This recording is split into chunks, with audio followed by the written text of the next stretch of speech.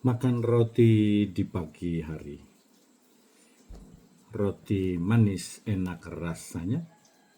Marilah kita saling menasehati sebagai sesama saudara. Saya Pastor Petrus Suharjono SY mengaturkan kepada Anda sekalian salam kasih hati kudus Yesus dan berkat Allah yang Maha Kuasa dalam nama Bapa dan Putra dan Roh Kudus. Amin.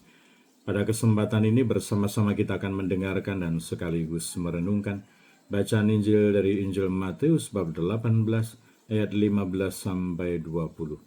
Bacaan Injil ini juga menjadi bahan permenungan kita dalam perayaan Ekaristi Hari Biasa Pekan Biasa ke-19 Rabu 13 Agustus 2025.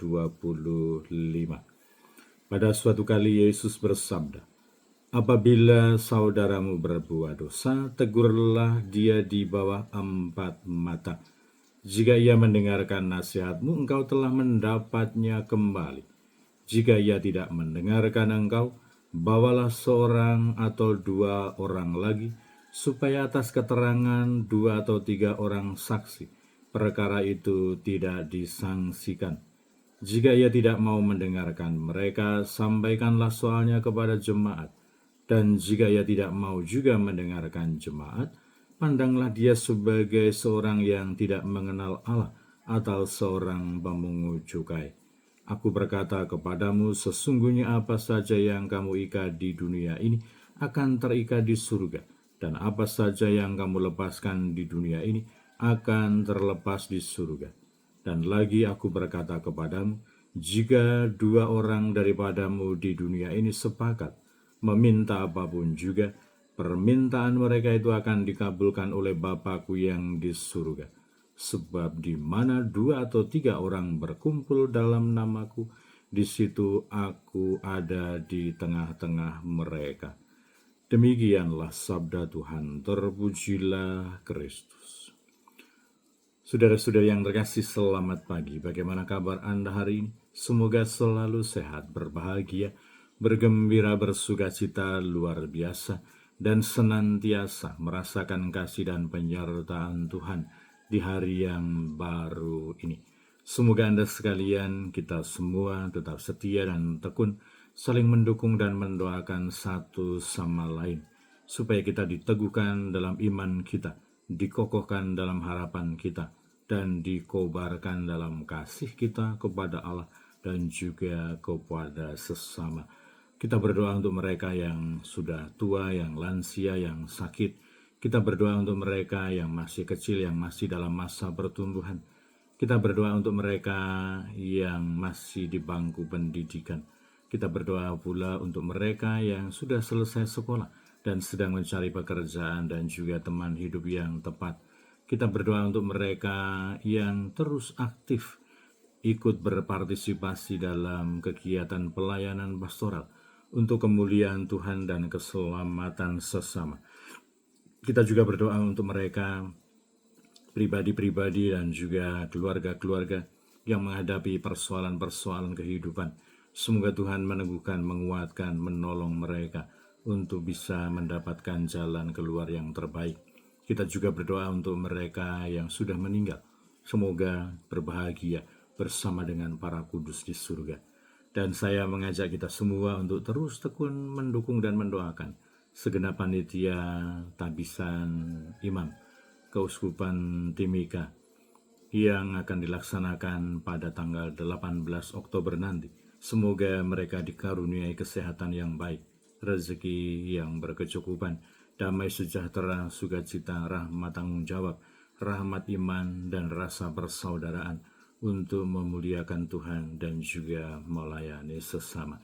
Dan kiranya apa yang dinasihatkan Yesus kepada para muridnya berkaitan dengan kalau kita mempunyai saudara yang bersalah, yang keliru, yang tidak baik, yang tidak benar, kita diajak untuk menegurnya dengan penuh iman dan penuh rasa persaudaraan, dengan kebaikan hati.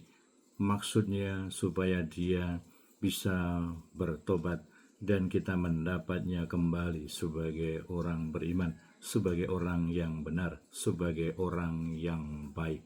Dan kiranya bahwa ada tahap-tahap yang sangat baik yang disodorkan, yang ditunjukkan oleh Yesus kepada para muridnya, supaya mereka ditegur baik-baik secara empat mata.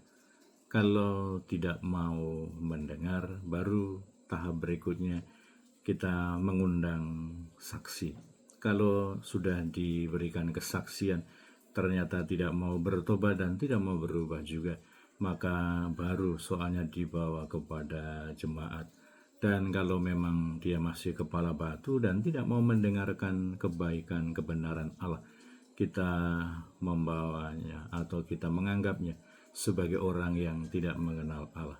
Semoga semangat persaudaraan, semangat kebaikan hati selalu menguasai kehidupan dan relasi kita dengan sesama.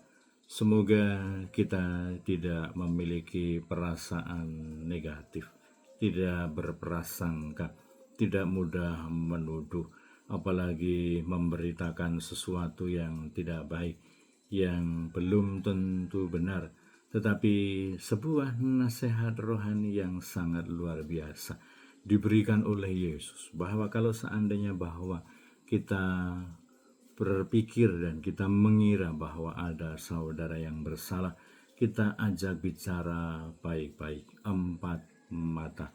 Dan tentu saja bahwa ini adalah sebuah tindakan yang memerlukan kedewasaan iman, kedewasaan rohani, dan juga sebuah relasi yang berkualitas, sebuah kebaikan hati yang sungguh-sungguh hebat. Maka semoga kita upayakan, kita perjuangkan, kita lakukan apa yang dinasihatkan oleh Yesus ini. Kalau seandainya memang sudah dinasihati secara baik-baik bahwa tidak ada perubahan dan seolah-olah bahwa dia malas tahu, maka kita membawa saksi untuk meneguhkan, untuk menguatkan nasihat kita supaya kebenarannya tidak diragukan. Tetapi kiranya bahwa semoga semua itu dilandasi hanya karena semangat persaudaraan, semangat kebaikan hati, bukan kebencian, bukan niat untuk menjatuhkan, bukan niat jahat, bukan niat yang tidak baik.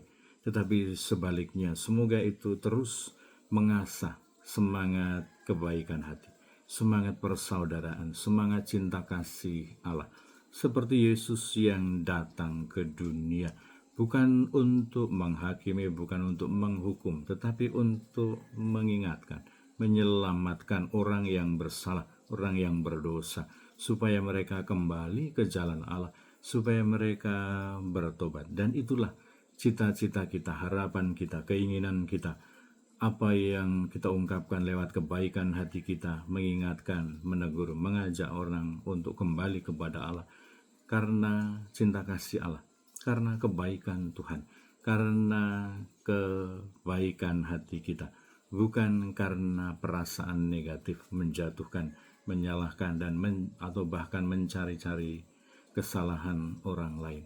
Kita sebagai para pengikut Kristus, semoga bertumbuh berkembang dalam iman, dalam kebaikan hati, dan dalam semangat kebaikan bersama, tanggung jawab bersama, untuk menciptakan sebuah kehidupan yang lebih baik, yang lebih benar, untuk mengupayakan kebaikan dan keselamatan bagi semua orang, bukan hanya untuk diri sendiri, tetapi juga bagi orang-orang yang ada di sekitar kita. Tentu saja ini menuntut, mengandaikan, mengajak sebuah level kedewasaan rohani dan psikologis yang mencukupi. Maka semoga sebagai pribadi-pribadi yang beriman dan percaya kepada Allah, kita senantiasa bertumbuh berkembang dalam iman kita, dalam semangat persaudaraan kita, dalam semangat kebaikan hati kita, dan juga di dalam semangat pelayanan dan belas kasih Tuhan di antara kita. Semoga Tuhan senantiasa meneguhkan, menguatkan kita untuk bertumbuh berkembang dalam kehidupan psikologis dan juga rohani kita. Berkat Allah yang Maha Kuasa, dalam nama Bapa dan Putera dan Roh Kudus. Amin.